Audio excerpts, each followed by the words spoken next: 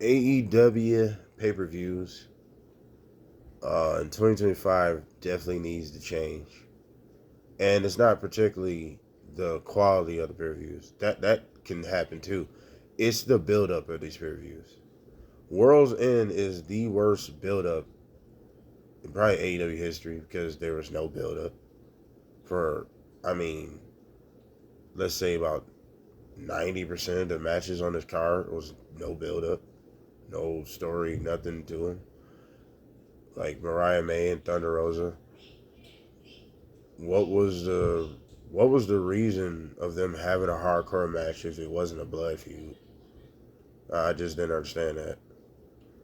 Um, like, it's just a lot of different shit. Like there was no build up.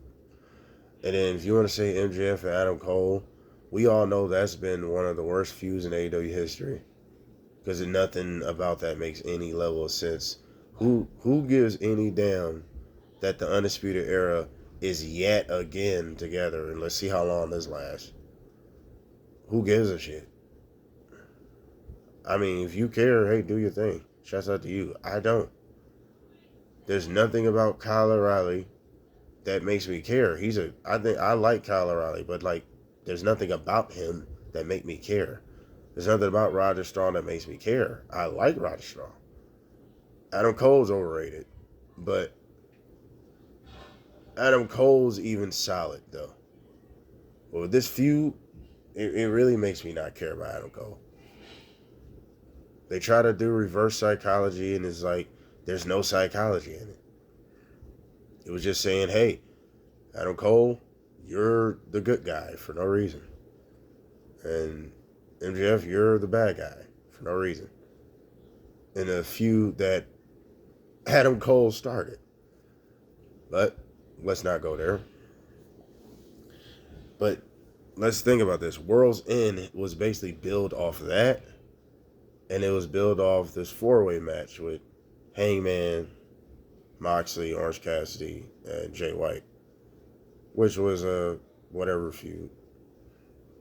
You know, but it was just so predictable. I mean, who didn't know Moxley was going to walk out as the champ? Because who else is built up to be world champ? You know, I think Hangman, but you know, I don't know what it is about AEW when you get momentum. Oh, let's slow you down. I don't know what the fuck that's about. I do not get it. They do this a lot. Hangman has more momentum than Moxley. To me, Hangman has more momentum than everybody, but he's not the world champ. I don't understand it. You know, but I don't know. Like those were the only feuds that build up World's End that I could think of. Because where did Takeshita and Powerhouse Hobbs come from? Maybe it's the fact I don't watch Collision. Then I heard Rampage has met his demise. Thank goodness. Rampage was fucking useless. So thank God that's over. But like, where did a lot of this shit even come from? I don't know if it's been a feud on Collision with Powerhouse Hobbs and Takeshita. And the only thing I know is like, okay, Powerhouse Hobbs didn't like that his contract expired, and Don Callis and them didn't, check up on him, whatever the case may be. So, but that was like weeks ago, way before World's End.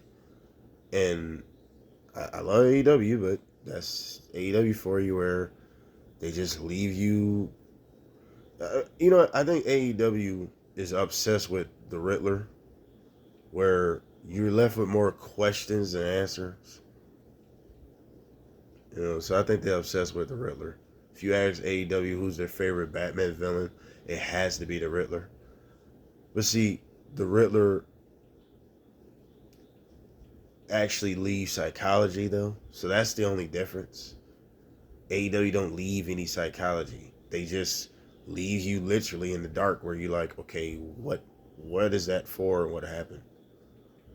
And that's how World's End was. It's like, of course, the in ring and all that was good. I mean, That's what I expect from AEW. That the in ring and all that is good and all that other shit, but when it comes to just overall quality, what makes a show memorable, what makes a show stand out and really feel like a mega deal, AEW has been very bad at that. And they have been not building their shows at all strong. It's just been very weak build-ups. And World's End is easily the worst build-up. In all their pay-per-views this year, it's the worst build-up. And it's just like, bro, hopefully 2025 we don't do no more of this. At least give us at least 5 matches to look forward to. Even if you got other matches, we know AEW like to have, 9 matches or 10 matches. They want to just add on things. Cool. I'm used to it, really. It doesn't bother me. But at least give us 5.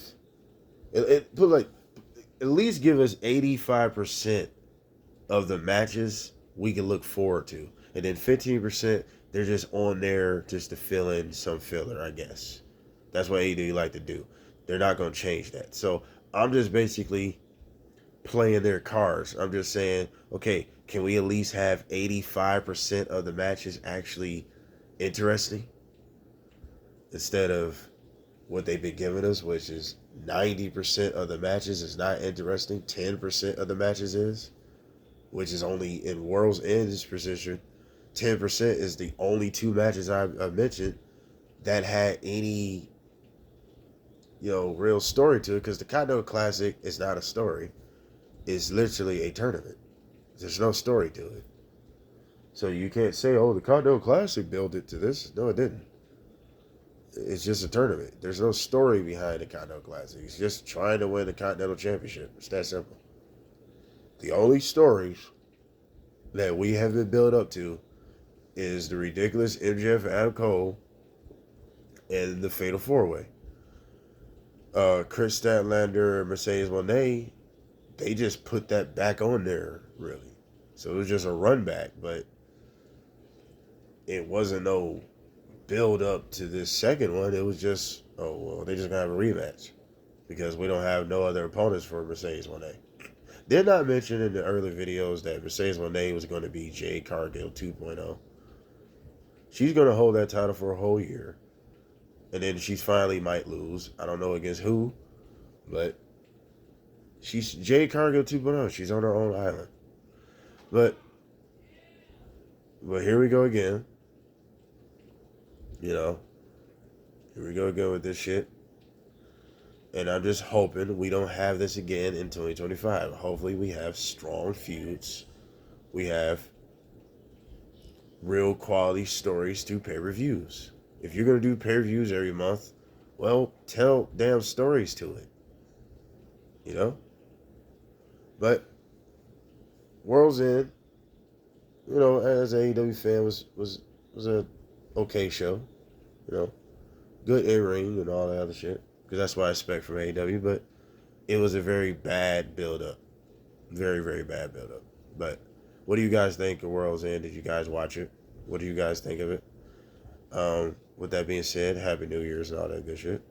We are out. Oh, like, share, dislike. Now we're out.